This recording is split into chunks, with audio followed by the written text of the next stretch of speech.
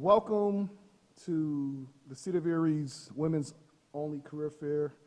To those who join us via social media, we hope you find tonight's session informational and beneficial and set you on the trajectory to become an Erie police officer.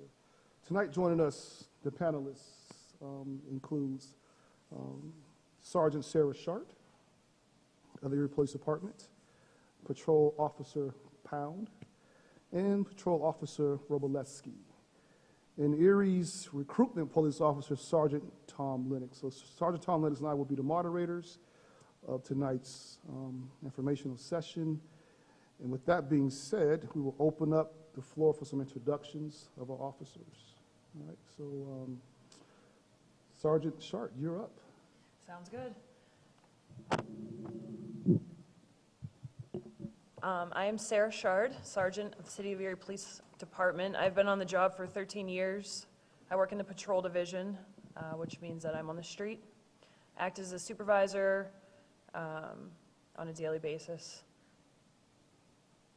Awesome. Kayla, that's all you. I am Officer Kayla Pound. I've been in law enforcement for about 5 years. I've been with Erie since last November. I spent a little bit of time at the Erie County Sheriff's Office, Crawford County Sheriff's Office, and then most recently with Lawrence Park Police. I'm at the tail end of my training here with Erie, and that's about it. All right, awesome. I am Officer Jessica Raboleski. I have been with the City of Erie for 3 years. I also work in the patrol division, so I'm out on the streets daily as well. I really have nothing. Okay. Sergeant Tom Lennox. I'm going into year 18, and my responsibility title is I'm the recruiting and police athletic league coordinator.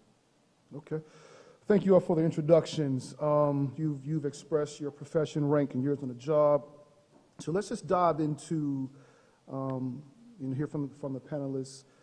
What do you enjoy most about your profession as a Erie police officer? I think what I enjoy the most about the job, being that I do work in patrol and on the street, is never knowing what each day is going to bring. You never know what's going to happen on whatever call you're responding to. It can be challenging, exciting. I like the adrenaline. I like making decisions. I like the use of discretion, and I just really like not knowing. Okay, that's fair. Thank you for that. The other panelists, what do you foresee as the most challenging aspect of being a police officer? I think the shift work can be difficult for some people. We rotate shifts between first, second, and third. It can get difficult. People with families, kids, some of the shifts don't really jive with family life. Okay. What do you enjoy most about the profession? Same with Sergeant Shard. I just like not knowing what you're coming into every day. It's different. An office job is definitely not for me. I can't come in and just sit in an office all day, sit surrounded by four walls. I like being out there on the street, change of view, change of pace, dealing with different people. Just keeps it fresh. Okay. Mike, if I can comment on as far as the most enjoyable part of the profession that since I've been on the job, and we spoke of this today when we did another recruiting event over at Gannon today, but I think it's important for the people that are joining us tonight to understand that this is one of the very only professions to where, although it's extremely challenging, as Sergeant Shart said, you never know what you're going to get from one moment to the next with every single shift. So most people that want to become police officers, they welcome those different types of challenges that people can, you have to have that ability to make a decision and to stand on your own 2 feet, and sometimes within seconds. So, you couple that with, I don't know of any other profession to where we're required to wear so many multiple different hats in this profession,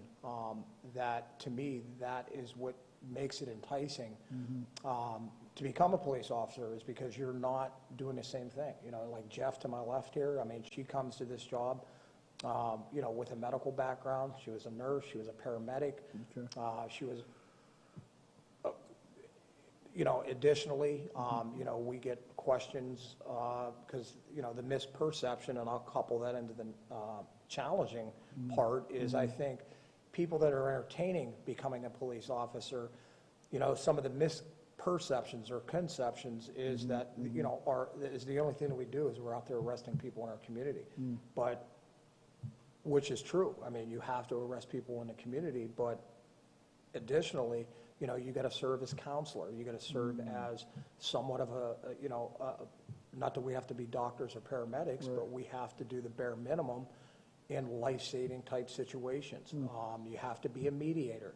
And in some, you know, in some regards, you have to know and act, I don't want to say act as an attorney, but you have to know the law pretty thoroughly before you make any type of decisions that's going to be advantageous for the situation that we're responding to. So, you know, I think there are many benefits that if you're a person that likes to mix it up and you like to a lot of the different roles, you can't get that in any other profession besides police work.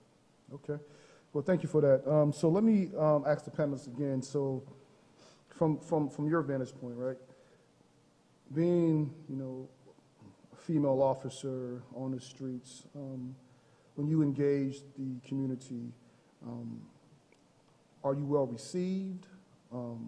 First, you know, so oftentimes, you know, there's this perception mentally that when the male officer shows up, you know, it's like, you know, we have the respect is automatic, right? And so is that the same experience you all feel like when you show up on a job? I'm sorry, when you show up on a scene, is that respect level there from the community? In all honesty, I think how a police officer is perceived starts with, you know, how put together they look, their uniform, the confidence that they express in the knowledge of whatever they're advising you, and however they're interpreting the situation, and then, you know, essentially resolving the situation. For the most part, all of us are on our own. So over the years, you know, you really have to develop how you're going to stand on your own 2 feet. And how you're going to handle everything, whether you're male or female. Gotcha. Well, I mean, we're all doing the same job. Okay, that's good. All right, so what are some of the benefits of having, you know, that balance, you know, male officers and female officers on the job? Like from your vantage point, what are those benefits? You know, maybe you need the muscle. Maybe you don't. Maybe you need more of a level, cool head, or just an opposing gender view. Gotcha. Do you know what I mean? Yeah. And I think that was something that was covered on the Erie Insider, is that, you know, women officers bring that certain, you know, aura to the scene and whatnot. So Jess, you want to touch on that a little bit more? Yeah, I've noticed that some people tend to open up more to women, especially kids. They kind of see you as a mother figure they can trust, it, like in my experience. Right. So sometimes you can get more out of somebody just by having that female there and talking to them, as opposed to having that male there who is kind of just, I mean, from a little kid's perspective, wow, they can kind of seem scary to them, like overpowering. Okay. And just to, you know, and from a male perspective, working with our female officers, I mean, you know, the reality is, you know, and I said, Jess and I talked on that last week, that every person you expect to bring a certain level of a skill set to this job. You know, not every officer is molded the same. Not every officer is going to make the exact same decision, although we all should come to the same place with making a decision, the manner and fashion and how we go about making the right decision. Sometimes having a female on a call with me and through the years, I mean, you know, the truth is, I mean, we might go to a call depending upon what it is, and we have to defer to a female, you know, that's on that call that might go right to Jess because they don't feel comfortable talking with me. Gotcha. You know, a lot of our domestics that we go to, victims of domestics, you know, you get a female party or the female half of that domestic, the last thing they want to see is some other male coming in through the door trying to give them advice on what it is that they need to do. And sometimes, you know, our female officers have a better way of developing that rapport and that trust factor, you know, when it comes to dealing with kids or victims of abuse. Yeah. And then on the flip side of that coin, Mike, and I want the people that are watching this, you know, that are on, that has joined us, is I think it's tougher for the women as well, because we don't treat them as though they're inferior, you know what I mean, just because they're females, they can't do Gotcha, that's- what us men can do. I mean, the reality is, and I said this in class, I mean, Sarah and I have been in life and death situations before where, I mean, she's gotten me out of some things that, you know, I mean, that's the reality. So the expectation for the ladies coming on, their skill set has to be as high, you know, not just the fact that they can talk to kids better. Right. Or the female. They're required to stay at the level that we expect our men to be at as well. And that's what makes it all the more impressive when we do get quality women on this job that can kind of do what it is that the men do. Well, that's all excellent points. And so I just want to like unpack. So what I'm hearing is like, on the job, it's like equal footing, right? Doesn't matter about gender. You know, everyone's held to the same standard, right? And so, which is good. I think that's important for the audience to hear, because we don't want to paint this perception that the footing is the standard is lessened because it's women. It's all equal footing. Everybody has to carry their own weight per se on the job. So just from the panelists, why do you think diversity is important, you know, on the job, you know, as police officers?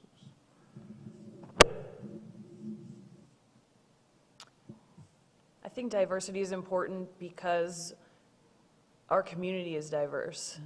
There's no, you know, set group of individuals that is the only group of individuals that we deal with. Young, old, women, men, children, you name it. We're going to interact with you. Like Tom said, we all bring our own skill set, bring our own background, relay things we've gone through that may, you know, Right. help us resolve whatever situation is happening right now. You can offer better advice for something that you've been through than, and I can, you know, from my past. Everybody that we're dealing with is going through something different, and nobody knows what everybody else has experienced and what they've overcome. So I just think it's important that there's a vast group of us, you know, to interact with a vast community. It only really makes sense. Okay. Kayla, you want to expound upon that some more? I think having a diverse police department is important just because you get different perspectives. Kind of what Sarah's saying is, if you bring in people from all different walks of life, people have had different life experiences, where something that I've experienced may not be helpful on a call, but something that Sarah or Jess have experienced may be helpful. They may be able to connect with people better. That's key.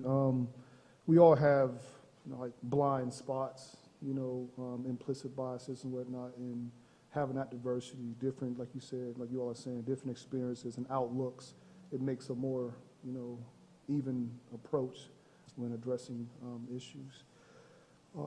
What is something each of you could say to our audience and to encourage women to come out, you know, and, you know, take on the challenge or answer the call of being a police officer? Now, again, all from your experiences and your vantage point, you know, what is that one thing that you all think is key to convince women to apply for these jobs? Yes.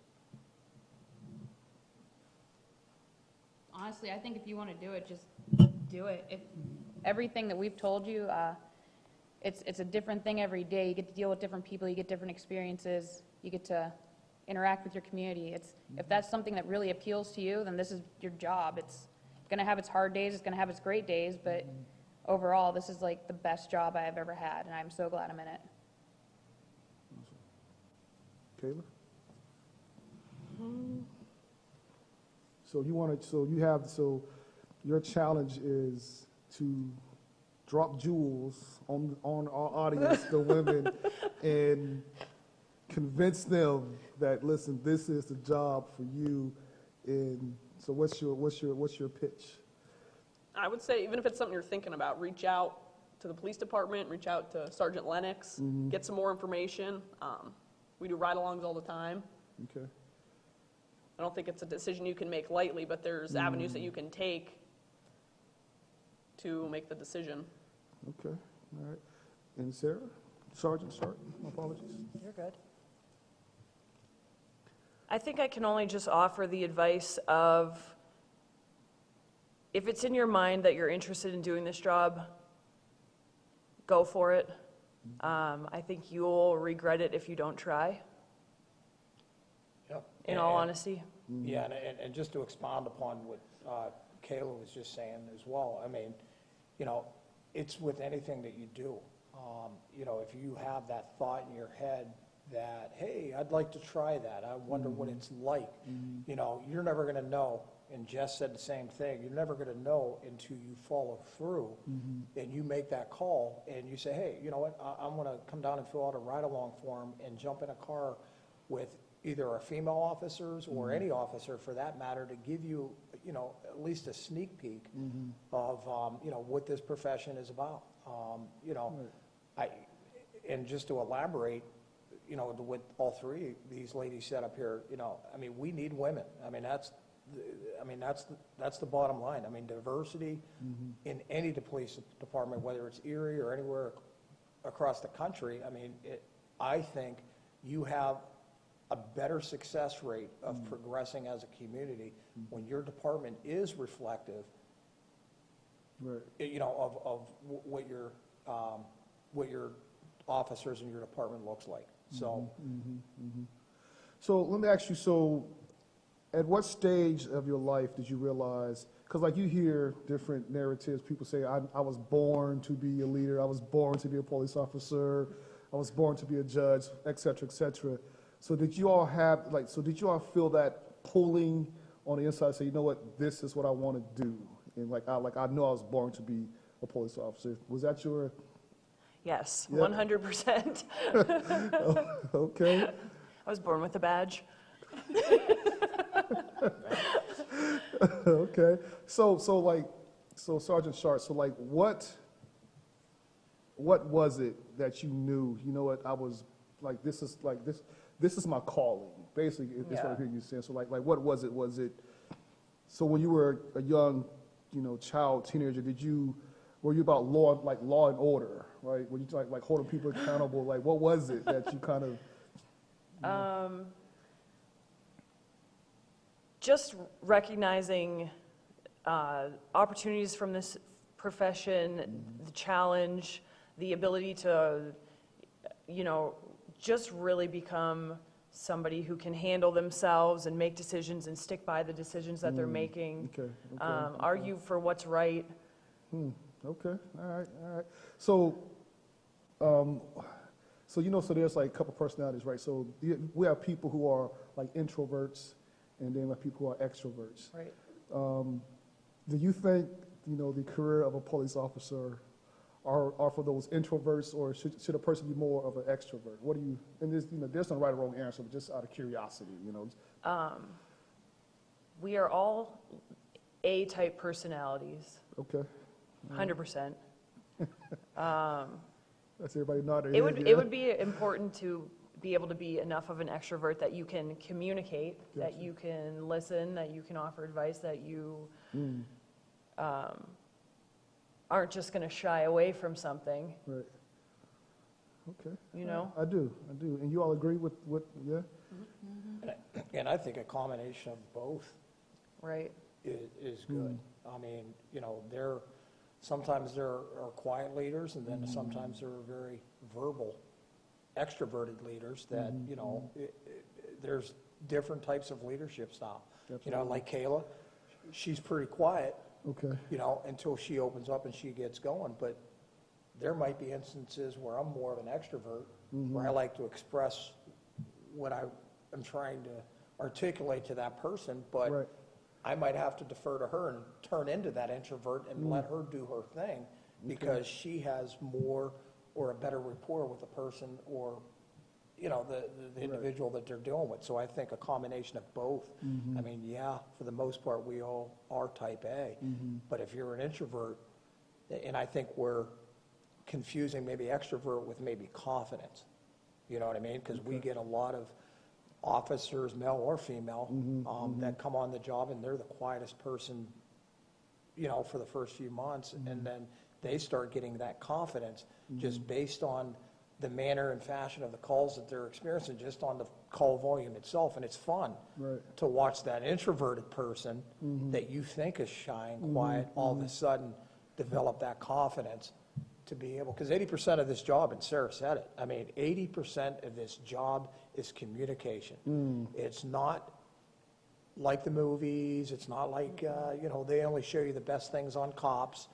What they don't show you is the other 80%, where whether you're a male or female of us verbally, my favorite word, de-escalation. You and I have had that conversation before. Absolutely. What, you know, to where you have to have a pretty strong verbal skill set. And if you don't have that coming on this job, trust me, you will develop that, you know, as you go through training, as you see and go through the call volume that the city of Erie has on a, you know, shift by shift basis. Yeah, so Chief Spazzarni, he definitely shares that data with us on our weekly staff calls, and the calls that y'all receive on a daily, it's astronomical. Sergeant Sharp, you touched on something I want to kind of piggyback on. How important is listening? Because that's something I heard you say, it's like we have to listen to, you know, the community. So as an officer, how important is it to come in from that objective, you know, vantage point and listen versus, you know, being prejudgmental on these, you know, situations you arrive upon? Over the years, I've learned that sometimes just listening, letting somebody vent, almost resolves the call in and of itself with little to no further police action needed. Oh, wow. Taking a step back for the first few seconds and just letting that individual, you know, express why they felt they needed to call you in the first place. Right. Sometimes it's not a criminal matter. It's not a police matter. It's, in all honesty, just needing an outlet. Gotcha. It's important to, you know, to just be able to do that. Okay. And Officer Powell, you agree with that as well? Yeah, I think when Sarah was talking, like domestics come to mind, where if it's a verbal domestic and they're arguing with each other, they might just need somebody to basically vent to because they can't get through to their partner, whoever it is, because they're just fighting back and forth. Gotcha. They may just need a minute to sit back and get out whatever on their mind. Gotcha. I had a thought, it kind of went away, so I'll come back to it if it comes to me. So when you all first started the job, let us, you know, feel free to chime in. You've been on the job, what, 20 plus years? 18. 18 years? And Jess, I know you, what, 3 years? About 5 combined Okay, total in law enforcement. okay, and how many? 13. 13. When you first started the job to where you're at now, what leadership qualities have you kind of like developed and like kind of grown into on the job from when you first came on the job to where you're at now? Have you noticed some internal leadership things that kind of, you know, develop over time? Okay, yeah, that's a loaded question, but, you know, to be honest with you, I think you have to come to this profession with potential leadership qualities, period, the end. Gotcha. I think that part of, you know, most people look at leadership, sometimes it's the guy that's always out front, but sometimes being a good leader is being a good teammate. And you know, being able to, you know, assess the situation and to be able to operate within a team, you know, and have the confidence when you see things that just don't seem right, whether you're going to a call or you see maybe one of your fellow officers doing something. You know, part of being a leader is stepping outside that situation and grabbing a Jess by the shoulder and saying, hey, you know, I saw this and maybe might want to try to do that differently. And regardless of rank, it works both ways. Absolutely. You know what I mean? They know that Sarah's a sergeant, but I'm sure part of being a leader, a good leader, is to be able to listen to the people that you're supervising and saying, hey, you know, I mean, Sarge, you know, I think this is what I'm noticing, whether it's morale or maybe something that happened on the street or something that might have been overlooked. And I think part of being a leader coming into this profession is being able to have thick skin and to be able to open yourself up. You're going to get critiqued no matter what it is. Even when you do the right thing or you might think you're walking away from a particular situation and everything went well, you still have to have that thick skin to be able to justify why you did what you did and have the confidence to stand by that and to listen. You know, being a good listener is, you know, all part of being a leader, you know, so that's my thing.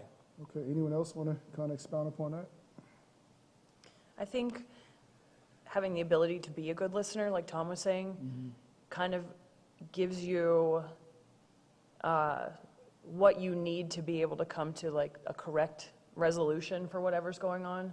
You know, you're gathering all the information that you need before you make the decision. And you're not just coming into it saying, I already know what I'm going to do. Right. I think that's the wrong approach. Okay. So Chief Spazzardi shares with us, you know, on the mayor's, you know, weekly staff call, some of the, you know, like shots fired, domestic violence calls, victims of crime and whatnot.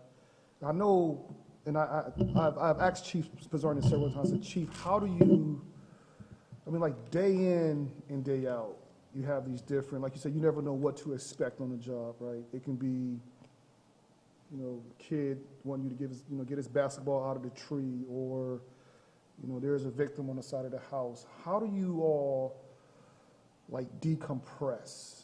You know what I'm saying? Like, what are like some healthy outlets, you know what I'm saying, that you all can kind of advise, you know, new officers on the job to kind of undertake to make sure that they are, you know, even tilt? Because we know that, you know, there's a saying, hurt people, right? And so then the opposite is true. Healthy people help, you know, heal people. So again, so what are some like healthy decompressors you all undertake as officers? Should we say it in unison? Gym. Okay. Right. Outside hobbies. Yeah, having someone that you can talk to. Sure. That you can just express all your feelings to, who's going to sit there and listen and be compassionate for you. Right. It can help as well. Simple But- things, movies, cooking, I mean, Yeah. family stuff, trips. Walk the dogs, Yeah. Right. clear your head. Okay. Yeah, and they're absolutely, that would have been my first answer. The gym? Workout. Gym. You know, and I'll take it a step further. You know, you have to have, and my best advice to anybody coming on this job is you have to have some outlet Gotcha. Right. away from this job. Because, you know, I mean, let's face it, and I'm not gonna mince words, we see some pretty atrocious things, you know, sometimes on a daily basis. And if you're the type of individual that don't have a healthy outlet away from this job, Right. it's going to eventually lead to destructive things, which will carry over into the profession and how you treat the citizens in the city. So it's encouraged here that this is a job, or I take that back, it's a career, not a job. There you go. If you come into this thinking, hey, I got a job, you're gonna get a job performance versus I have a lot of pride, this is my career, and that's Right. how you're gonna treat the career. Okay. And part of that is having those healthy outlets and each other. Jess said something very telling, being able to talk to somebody Right. to get it off your chest. Right. And whether that's your wife, girlfriend, another fellow officer, a counselor, whatever, we're human too. Yep. And, you know, at the end of the day, if you carry all that with you, you're not going to have a good personal life. You know, but if these young ladies and myself, because I'm an old man now, I still, if I don't get a workout in, I know that my day, I'm not going to think as thoroughly. That's just what it is. So you got to have balance. It's important. Awesome. Thank you all for that very honest response. Because oftentimes, and Sergeant Lennox, you said it, oftentimes the perception in the community is that officers are just, you know, it's the shield and nothing Robots. else. Right, robots, right. But, your sisters and aunts and brothers and uncles and nephews and nieces and, you know, sons and daughters and whatnot. And so I think, you know, this conversation was important to just show that human side of officers and whatnot, because oftentimes we see what we see play out on the national level isn't a true reflection of what we have within every police department. So I want to thank you all for the work that you do. As a citizen, I definitely feel safer, right, when I see officers patrolling the neighborhoods. And I made it my business to, when I see an officer, to just wave. You know, if I know them or not, I just wave. Just to kind of let them know, like, they have that support in the community. And we understand the importance of partnership, right, in helping keeping this community safe. And so I want the audience to kind of take away that, even though we're talking about, you know, and, you know, we'll talk about the application process next. But I want to just get this out in the open first, because, again, it's important to show that you all are professionals, but we're humans as well. You all are humans as well. And so let's pivot. Sergeant Lennox, you know, you are the recruitment officer, and you and I have been working closely for the last 4 or 5, if not longer, years. You know, we had some peaks, we had some valleys, we've made some progress, we've lost some ground, but we stayed true to our North Star, and we've begun to see some results. I was sharing earlier with, I think her name was Julia, the news reporter. I remember when Jess was coming, remember we had the informational session, the study sessions in room 500. She was coming faithfully. She was asking the tough questions. She would show up for the training sessions we had over at the Veteran Stadium, and just getting physically fit in the whole gambit. And so we've been at the helm for a minute. And so if you could kind of explain, you know, what the application process is for our audience and whatnot.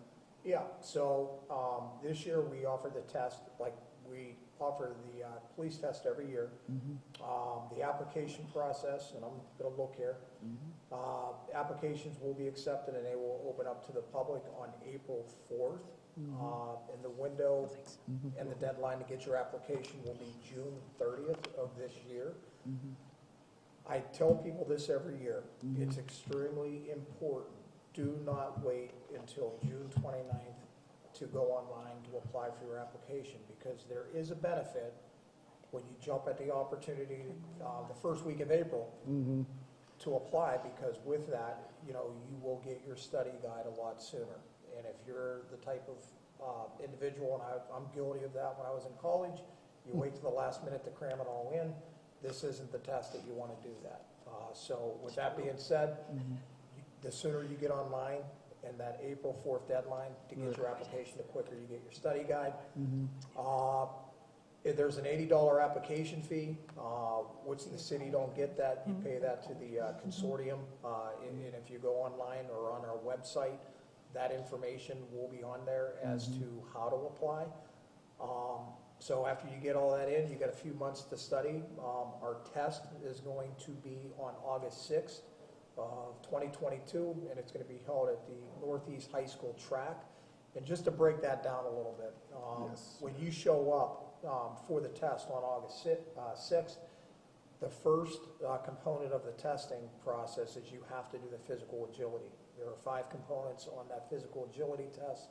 There's a vertical jump, to where you're going to jump 15.5 inches beyond your highest reach. And I remember Kayla, when she did it, she jumped out of the stadium. I was there. I'm just saying.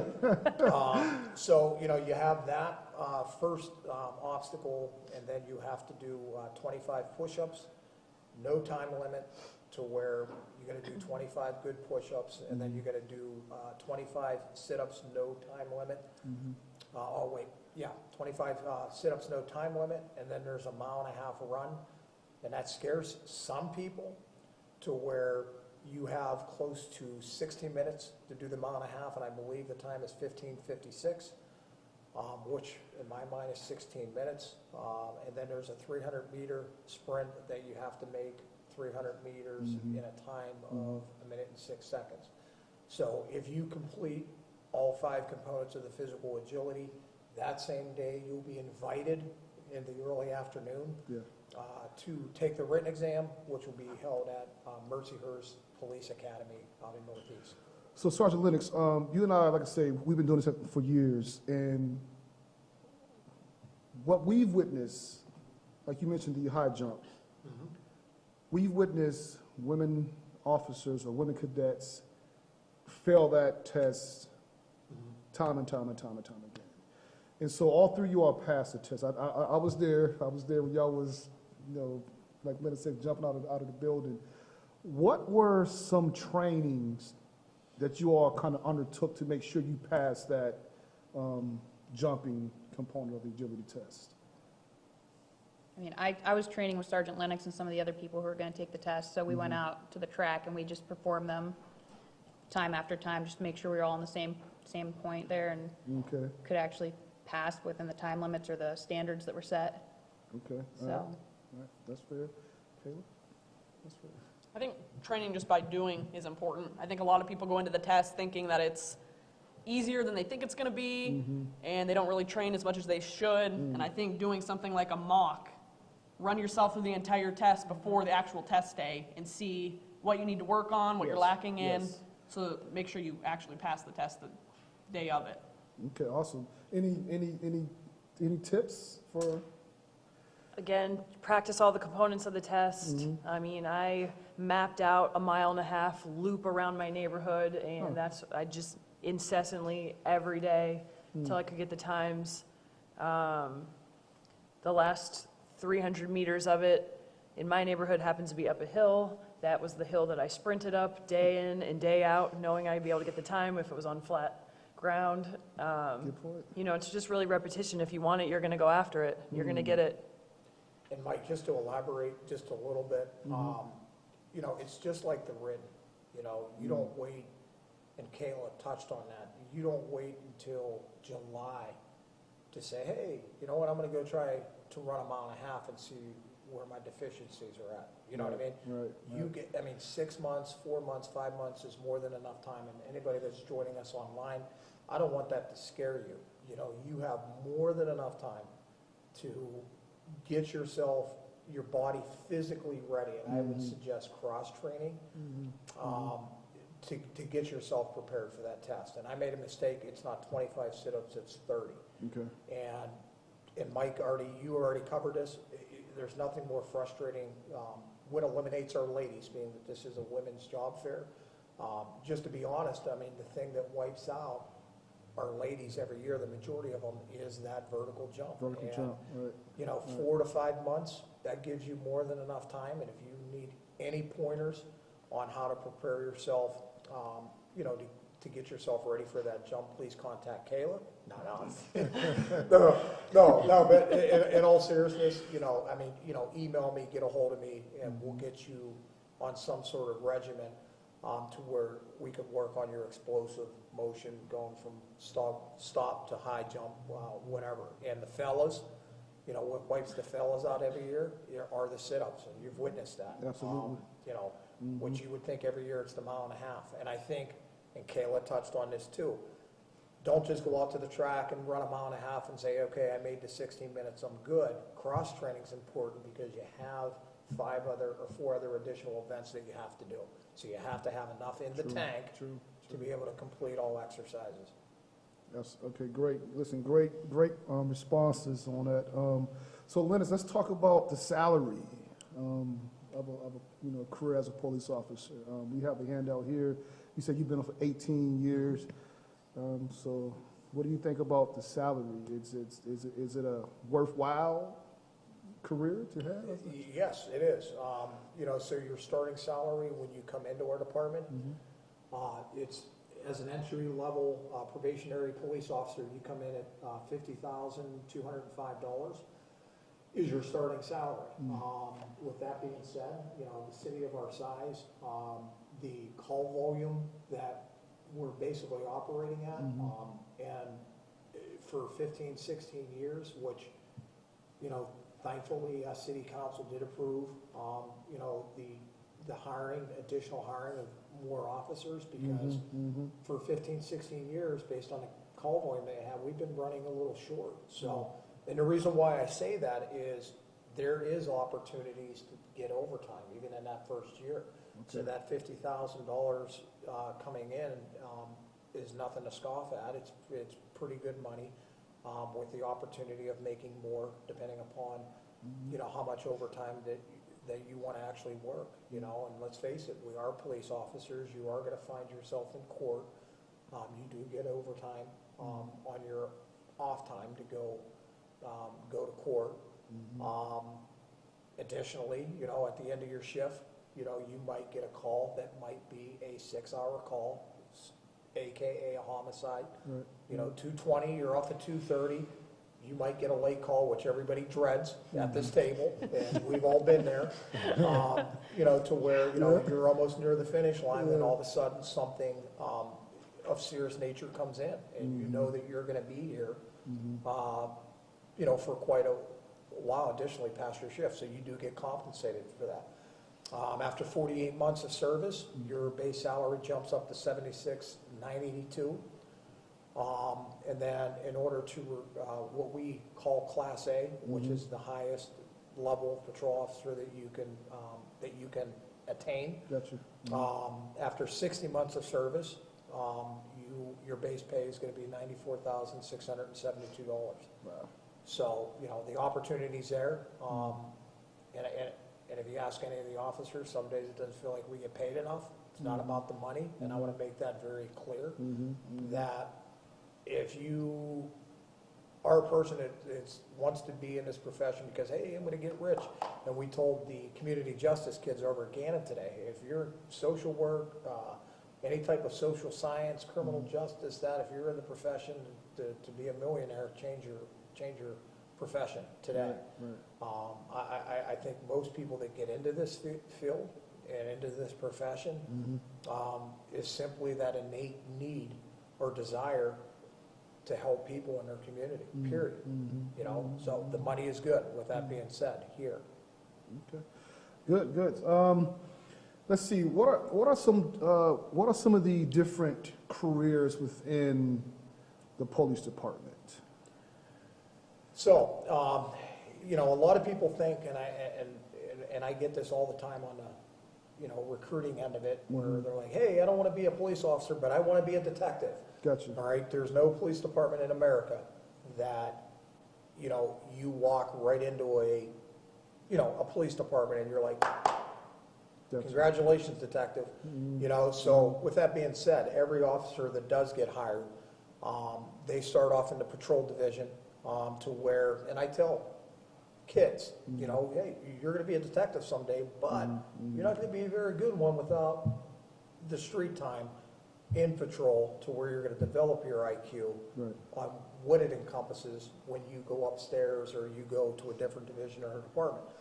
So we have our CID division, Criminal Investigation Division, which is our detective division. Gotcha. That's segmented into different, you have your major crimes, which, you know, those guys are dealing with, you know, the homicides, the robberies.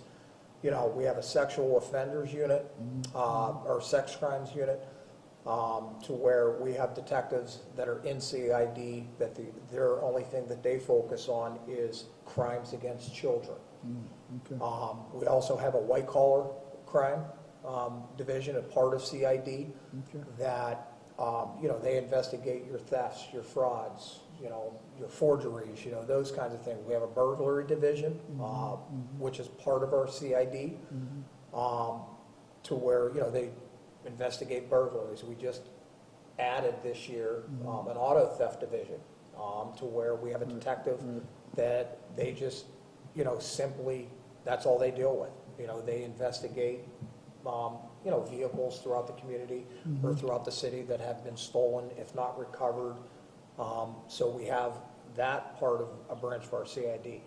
We also attach the CID for our forensics people, because, I get that a lot on the college level. Say, hey, I just want to get into forensics. Well, guess what? City of Erie Police Department, we have an ID unit that they're detectives, to where their primary responsibilities is they're going out to crime scenes and they're processing crime scenes. They're gathering, preserving, storing, logging evidence. They figure things out to make our jobs in patrol a lot easier, which the patrol officers don't have to worry about that. We have an actual division for something major, to where we have a unit that goes out and responds for that stuff. Okay. That's just our CID. We have a division where, and I'm sure everybody has seen them throughout the city of Erie. If you like to drive a Harley, that's not me. But if you like to drive a Harley and you are interested in just, doing traffic, those type of things, we have a motorcycle division, which is more set up for dignitary service and traffic enforcement. So we have that segment of our department. We have the SWAT team, where, we have 24 guys on the SWAT team, to where their roles and responsibility is to respond 24 hours a day of anything that is of serious nature that might be a little overwhelming for patrol. Now, when I say that overwhelming for patrol, not that they can't handle it, it's just that we get, SWAT guys get a little additional training to handle something a little bit more life or death, if time permits us to get there in time.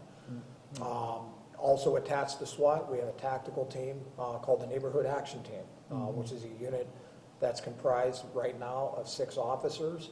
They work from 8 p.m. to 4 a.m., and their primary responsibility is responding to your major serious incidents that are going on, your shootings, your shots fired, your homicides, whatever is happening now. And actually, there's no difference between what they do and what patrol's doing. They're, basically patrol support to where things are going on that they need those guys to respond to. We also have a daytime unit, which is another specialized unit. It's called the saturation unit, their primary role. And I'd like to say that they're the day shift NAT team, but they are out executing and serving warrants during the day. Through the years, in the last couple of years, they've been, essentially used for more of your community policing type, which has really grown this community in the right direction as far as, establishing that relationship. We also have a division that their primary responsibility is to patrol and handle all the calls in public housing throughout the city of Erie, which is, we call it the Quebec unit. Great unit. So, and again, they're working, whether it's east side or west side, their responsibility is just those areas. Now, that doesn't mean that they don't respond to the other calls outside of, public housing. Right. It's just that's their primary role. I'm trying to think. And I don't want to neglect the patrol division. There's a lot, they're the backbone of this department, period. And we have a lot of officers that they decide, hey, I don't want to be a detective. I don't want to go anywhere else. I really like to work on the streets, in the community, but there's a reward for that. You with years in patrol, you can, be a corporal. If you like to train new guys that are coming on the job, there's opportunities for advancement that way. From corporal, you can go to what Sergeant Shard is. You can go from a corporal, she was a training officer, and went right to street sergeant. You can get promoted to a lieutenant in the patrol division. You can go to captain. You can go to deputy chief, and if you're lucky enough, or if Chief Spizzardi, depending upon what day you ask him, or or be a chief someday. So my point is there is a lot, what separates our department, from a lot of departments in the state of Pennsylvania, and that's what I do, is I do look around Pennsylvania to see what other departments have across the Commonwealth. And I tell you what, we're leading the pack, in the state of Pennsylvania with regards to opportunities for our military, and I'd be, Erie PD, and there's a lot of things that the public don't know. I mean, our police department was selected, by the Department of Defense in Washington DC as being top 20 police department in America, private and non-private sector, as being recognized for how we treat our veterans in our community. Either by the way we, because you get the 10 preferential vet points, we have the rule of 3. Additionally, our department honors military leave. We do have some officers, actually a good number of officers, that continue their career in the reserve branches of the military. And if they get deployed, the city of Erie honors the fact that they're going out and serving their country. And when they get back from their deployment, they still have a job at the city of Erie. I think that separates ourselves from a lot of police departments in the Commonwealth. Anything else I'm missing as far as other divisions of the department? And we have the community policing piece, Bicycles. Oh, yes. Bicycles. We do have, which is attached to our SAT team. If you're an individual that likes, during the summer months to patrol downtown on a, not a Harley, on a pedal bike, to where, you're doing community policing that way, responding to calls, everything on State Street or a little bit west or to east of, of State Street. So we do have that opportunity for officers that want to mix it up a little bit. Sergeant Sharp did that role for a little bit. Yep. So Summer of 2017. Okay, so it works. so I mean, if you get my point, I mean, this department here has a lot to offer to everybody. In terms of, again, I can't stress it enough. Professional development. I mean, we separate ourselves from a lot of departments. I mean, training. All right, I will say this, because that goes unspoken a lot of times. I think what separates our department from a lot of other departments across the Commonwealth, and I'll even take it as far as even nationally, is we pride ourselves as a city that we have 4 quarterly mandatory trainings that every officer in this department, whether you're the chief or you're a patrolman or a patrol officer, that it's required that you have to attend, these, and those quarterly trainings, we cover things, mental health, drug and alcohol, not just going on a range and qualifying with our firearms. I mean, we're getting a lot additional training on top of, and when I call around and I speak to a lot of our department, like Philly, and I'm not trying to out anybody, Lancaster, Allentown, Pittsburgh, we're one of the very few departments in the state that mandates it our office. As a matter of fact, we're the only one that mandates it 4 times. Most departments does it twice a year. Some departments only do it once a year. So I think what separates us from, you're gonna get a lot of training at this department. So, I mean, me working within this administration, I kind of know the different, opportunities, but I think it's important for the audience and the public to know that there is definitely room for advancement within the career as a police officer, right? And so, again, that was all great, helpful information. Real quick before we kind of open up to the Q&A, let's touch on the importance of, well, not the importance, but let's touch on the Act 120, right, and how that is critical or essential to anyone in our community who wants to become a police officer. You want to kind of touch on that a little bit, Sergeant Lennox? Yeah, and I know that we have hopefully a couple candidates that joined us, right, for some information. Yes, ladies? Okay, I'll talk to you afterwards. But basically, the Act 120, for what, most people, they hear that, they're like, oh my God, what is it?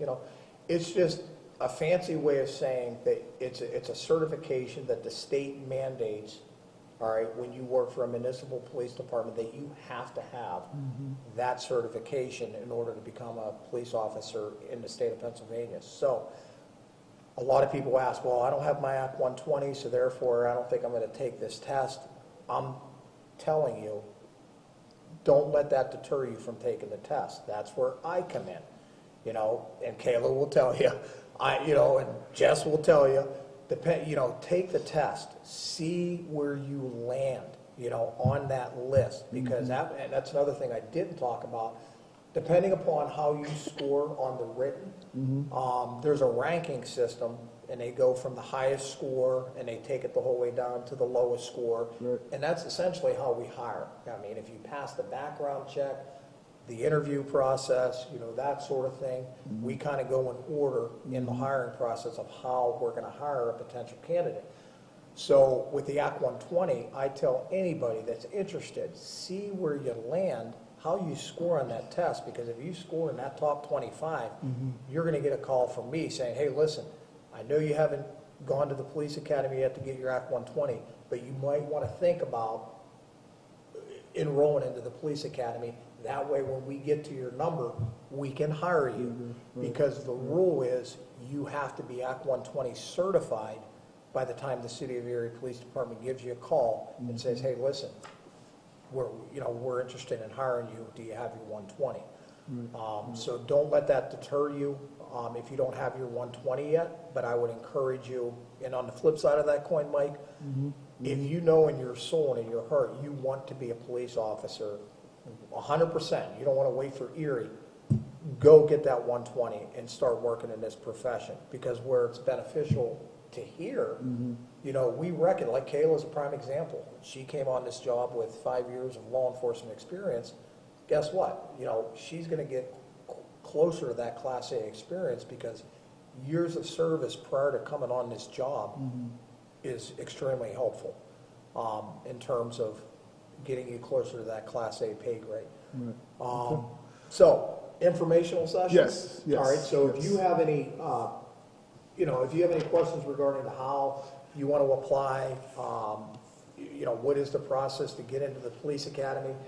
The police academy is at Mercyhurst Northeast, which is out in Northeast. They have informational sessions scheduled, and they're going to start the informational sessions on July 5th, Wednesday, March 23rd is their first one, March 30th, April 13th, April 20th, April 27th, May 4th, May 11th, May 18th, and May 25th. And the reason why that's important, all right, and that's a lot of dates on there, and if you didn't get all those dates, be sure to email me and I'll make sure that you get the list of those informational sessions. The reason why that's important is the police academy is going to give you basically, just as it says, information of what you're going to be learning. Financial aid might be a problem, because you do have to pay to go to the police academy. Those informational sessions, they will walk you through the process on how to apply, possibly apply for some funding, for some grants, loans, those sort of things. They also go through the course curriculum. They tell you what their standard is as far as their times for the physical agility component on how to test into the academy, which, by the way, getting into the police academy, and you would think it's the opposite, their standards on the front end are a little bit higher than what ours are as far as, as far as the physical agility component of it goes. When you go to the informational session, make sure you bring your driver's license, your permit to carry a concealed weapon. If you have one, you don't need it. One of the following, either your birth certificate, social security card, or your military ID. The police academy, they require a $50 application fee just to submit your application. For any additional information as it relates to the police academy, if you have a pen, Area code 814-725-6121. You can call out to the police academy, speak with the, the secretary out there. She'll address any questions that you might have. They'll give you more information as to regarding those informational sessions. And so I just want to add real quick, the police academy is typically like 6 months, 6 months long. The hours are from 7:30 to 4 p.m., unless it's the physical training component, which is 7 to 3. And right now, it costs about $6,700 for the police academy, but those numbers may increase slightly for the next coming class. But nonetheless, the application process, the application in itself is free. It is online. It is the fast application. And so again, just an opportunity for individuals to get more details, information about what it takes to become a police officer. So let me ask this, ask this question before we segue into a Q&A. How many times did you take the test? Each of you can answer this question. How many times did you take the test before you actually got on the police department? I took it twice. Okay. And I'm going to go back to what I said in the beginning. The first time that I took it, I'm like, hey, I'm going to wait until 2 weeks, and then I'm going to open up the book and start studying. Right. And I learned taking that first test, it's like, oh, I didn't do as well as I thought I wanted to do. And then when the next cycle came around, I took the test a little bit more serious, got my nose in the study guide a little bit harder, and I had the opportunity to come on the job. So 2 times. All right. I took it twice. The first time, Erie wasn't part of the consortium list. Okay. I scored high enough to get interviewed by a few departments, but I didn't get hired into them. Okay. But my second time, I was high enough and got into Erie. Okay. Awesome. What Jess is not telling you, and I'm going to brag, she was number 1. But anyway. She was. I did. Yeah. She left that part out. I recall. Officer Pound. Sorry. I think I took it 3 times. Kind of like Sergeant Lennox said, the first couple times, I don't even know that I opened the study book at all. I just kind of went and took it and saw what happened. And then the last time I really sat down and cracked down and studied and was able to get on. Pay it off. One and done, because this is what I wanted. I knew that was coming. She was born with the badge. Right? That's all I've ever wanted.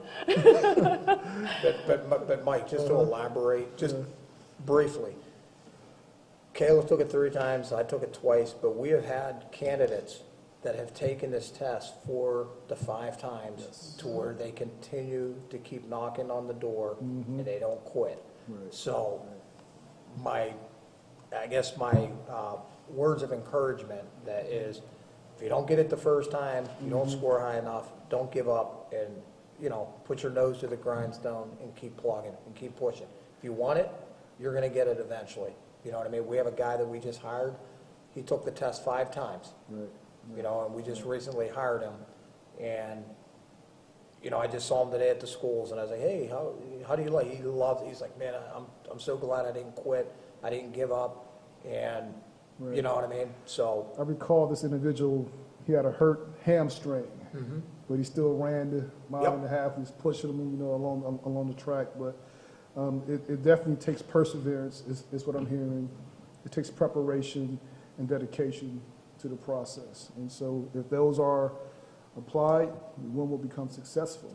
All right. And so, all right. So thank you all so very much. This was very informative, and it was a heartfelt, down-to-earth conversation. And so at this stage of the process, we kind of open up for like a Q&A.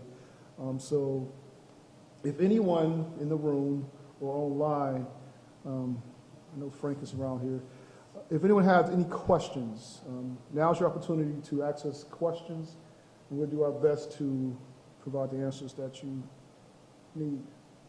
Right. And some of the ones that came in for information as far as the process and whatnot, I'll talk to you at the conclusion of this and fill you in. We have handouts, information session, booklets, and rack cards, et cetera, et cetera. So, all right, any questions?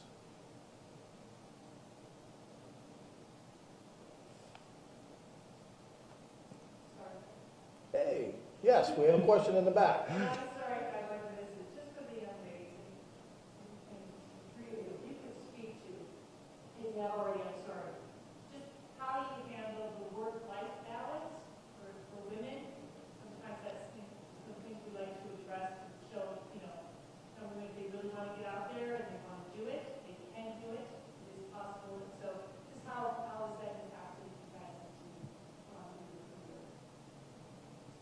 So the questions for our audience, how do you handle the work-life balance that this job requires? Well, I don't have any kids, so I feel it's a little easier for me. My husband also works in public safety, so he's used to the really screwy schedule at times. We've just accepted that we make time for each other when we have the days off together, and other than that, it's a hi, bye, love you, okay. But you have to figure out how to balance it out. It's everyone's life. Everyone does something different. Like I said, I don't have kids. I don't have to worrying about babysitting. I don't have to, oh, are you going to pick so-and-so up from school? Are you going to take her to soccer? Are you going to take it, you know? So it's a little easier for me, not having kids, to make the balance work. So I can do the rotating schedule. I can work all the shifts. I don't have to pick like a permanent shift like some people do because it's better for their home life. Okay. All right, that's fair. Officer Pound?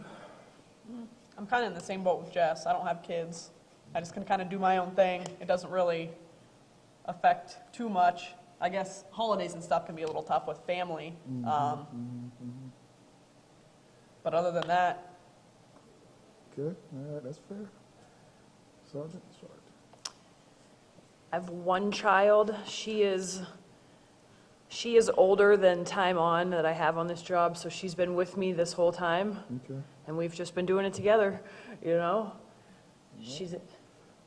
She gets it. I mean, everybody has to just make sacrifices, whether it be me, her, you know, so we make it work. Now, Sergeant Lennox, I know you, family man. You know, I was at your wedding. It was a great evening.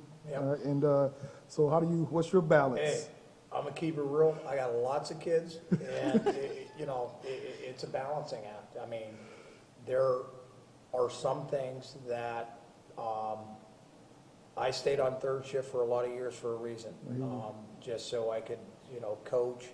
I didn't miss things with my kids as far as the things that, their sports, their athletics, those kinds of things. Right. So for me, it worked.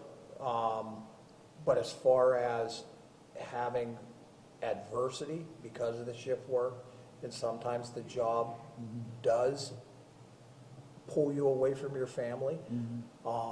If I could go back 20 years, there are some things that I wish I would have done differently, if we're being honest. And again, it goes to that work, and I think it's with anything you do, by the way. I mean, if you are an individual that's a workaholic, and I'm guilty of that, if you don't have somebody to check yourself, you know what I mean, which I'm blessed that I have that now, to kind of bring you down to earth and say, hey, listen, you leave work there, and now it's time to do that. I think it's important to have somebody in your life to give you that reminder.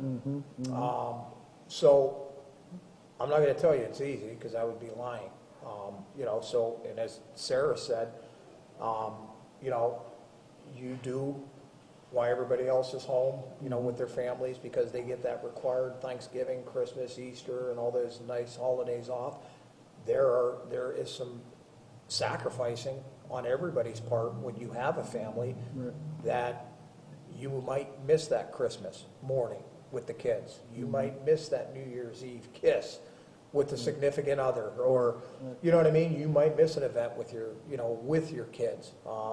That's, again, I wouldn't be honest if I wouldn't say that that does have its challenges. Gotcha. But doesn't mean you can't work around those challenges and make it work. That's fair. All right, Council President Liz. I had two questions. The first one is, you talked about, military background helps, so do all of you have a military background? And my second question would be,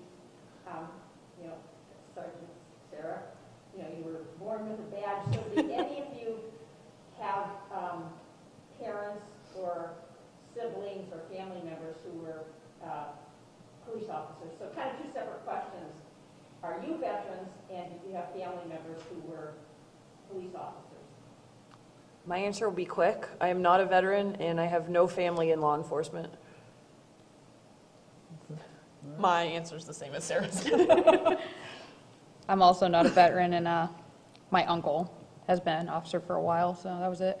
And I guess the reason I was asking is because I think sometimes there is sort of a discouragement, like, oh, well, wait a minute, you have to be a veteran, and I think that's good to let people know. I mean, not that it's good that you are or aren't, but I think to let people know, Right.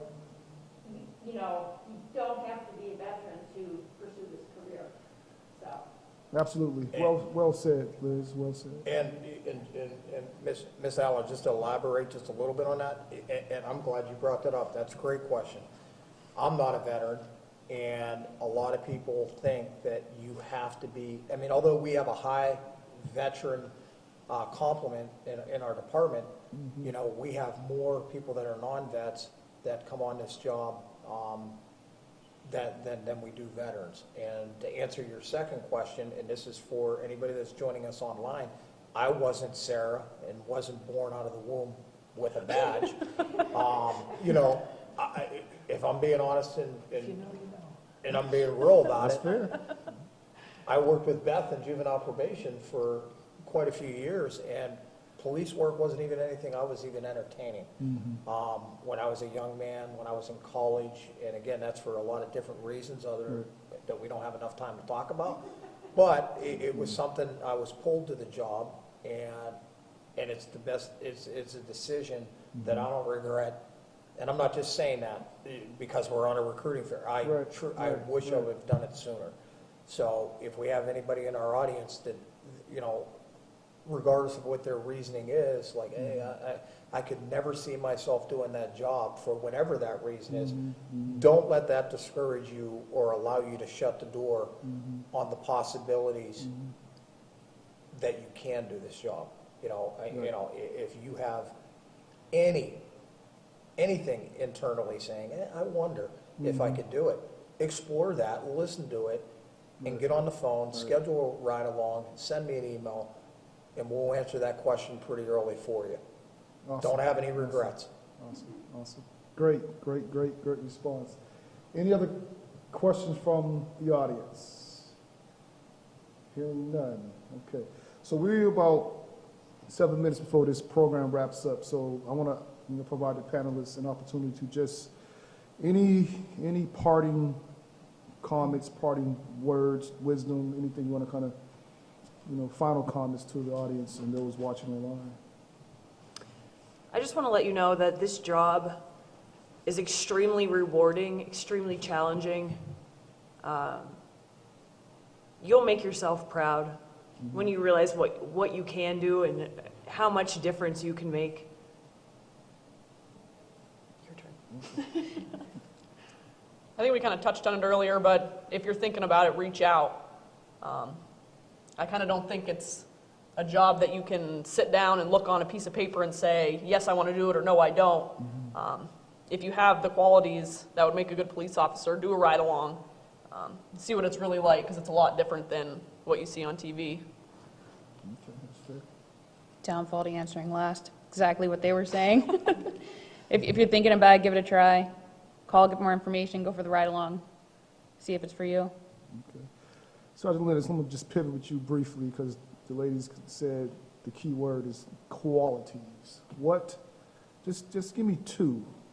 Give me two qualities that you believe a person should have internally, in their pursuit to become a police officer. Oh, man. Just two. I know you. Man, that's a know. big list. So we've identified that listening is one of the primary skills of an officer. Right. I think mental toughness Okay. is definitely a quality that you have to have, and that means you got to have the ability to, when things are really difficult, people are depending on you, okay, as an officer, regardless of gender, color, whatever, you have to be able to be mentally tough in your head to be able to help work yourself through some of the situations that, that we deal with on a daily basis. Additionally, the schedule. You got to have mental toughness to be able, when you're up on a 24-hour bender because you've worked a shift and a half and then you got to go to trial all day to prosecute a case. I mean, that requires a certain level of mental toughness. Okay. I would say the second one, and again, I think you have to have, confidence in yourself. You know, you might not think you have it, but you have to have that ability that, you know what, you can do this, and that you're going to be a pretty confident person. And believe in yourself. Well, thank you for those closing comments, and thank you for an excellent, very informative presentation tonight. Hope the audience took a lot away from what was said, and you all definitely imparted some wisdom and some strategies and some wherewithal of what it takes to become a police officer. And to those in attendance, thank you for joining as well. Sergeant Lennox spoke earlier. We have handouts, the rack card with information about what it takes to apply. We have a booklet which highlights the different careers Sergeant Lennox spoke about. And back on that table back there, next to the district attorney, Beth, we have the informational sessions, the dates, who to contact, the application process, and all the information that pertains to Act 120. With that being said, again, thank you all right, and those in attendance, watching online, have a great evening. Thank you.